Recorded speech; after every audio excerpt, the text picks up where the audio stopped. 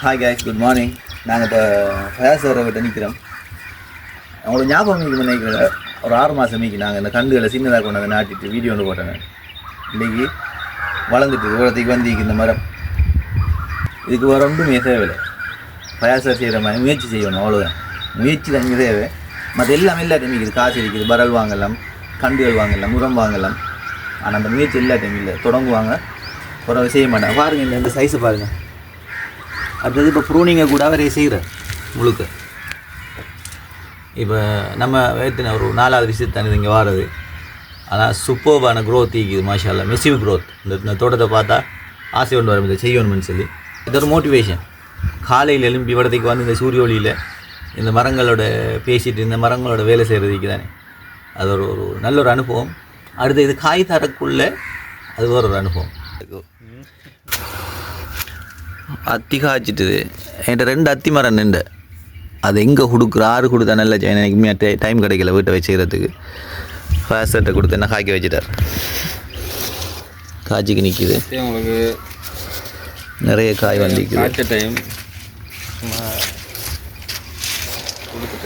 அத்தி மரம் தேவைப்பட்டாங்களுக்கு தரலாம். அத்தி நிறைய மரம் மீக்குது பண்ணிவிட்டு என்ன கொஞ்சம் எக்ஸ்பென்சிவ். அடுத்தது இங்கே பாருங்கள், இந்த மாதுளை மரங்களோட உயரத்தையும் சைஸையும் பாருங்கள். இது நாங்கள் சின்னதாக கொண்டு வந்து நாட்டின அந்த மாதுளை மரங்கள் தான். இப்போ நிறைய பேர் கேட்டிருந்தீங்க பெரலில் நாட்டி காய் எடுக்கலாமா, எவ்வளோக்கு வளருமான்னு சொல்லி. 6 மாதம் தான் வளர்ச்சியை பாருங்கள். மண்புழு உரம் மட்டும் JWJS. இதை பாருங்கள், இந்த இருக்குது வயாசம் இருக்க பாரு. அடிக்கடி என்ன கொஞ்சமாக யூரியா போடுவோமா சார் ரெண்டு நான் போடவே நான் சொல்லிட்டேன். இந்த அடிகளில் சைஸை பாருங்கள். அதாவது இந்த மரங்கள். அடுத்தது இப்போ இதில் என்னன்னு பாருங்கள், இந்த வளைஞ்ச மரத்தை கூட நாங்கள் நேராக்கி எடுத்துட்டோம். இவ்வளோத்துக்கு இந்த மரம் வளைஞ்சிருந்தாலும் அதுக்கு மேலே வர கிளைகளை சூஸ் பண்ணி இந்த மரத்தை நேராக்கிட்டோம். இது முழுக்க ஃபயாஸர் தான் ப்ரூன் பண்ணுறது.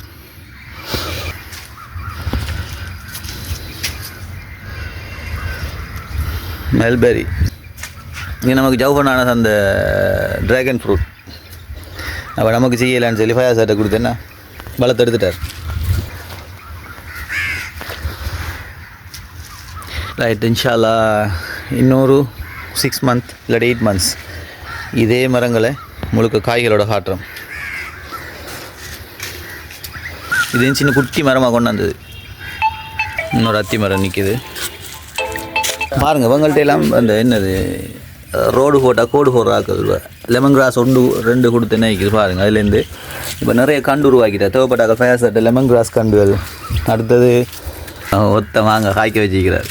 சின்ன குட்டி மரம் பாருங்கள். இந்த சைஸில் மரம் காய்க்க மாட்டேங்கிறாங்க சார். வேறு முழங்கால கிழமையில் காய்ச்சிக்கு நிற்கிது.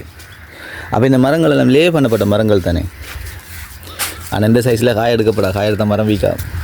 இன்னும் ட்ராகனில் வெட்டி வச்சு கண்டு உருவாக்கிட்டார். இது கொய்யா மரம். வித்தியாசமான ஒரு வேறு இனம் கொய்யா மரம் உண்டு. கத்தரிக்காயல் அதுக்கு நல்ல வளர்ச்சி. இது என்னண்டா, இது புதினா வருமானம் தந்துட்டிக்கு உண்மைக்குமே. நேற்று ஒரு 400 ரூபா கொடுத்தேன்னு சொன்னார். 400 ரூபா அவங்களுக்கு பெரிய காசு இல்லை. ஆனால் அந்த அந்த அந்த விற்கிற அந்த மொமெண்ட் அது ஒரு மோட்டிவேஷனை கொடுக்கும். அதை நாங்கள் ஒவ்வொரு ஆள்கிட்டையும் சொல்கிறது.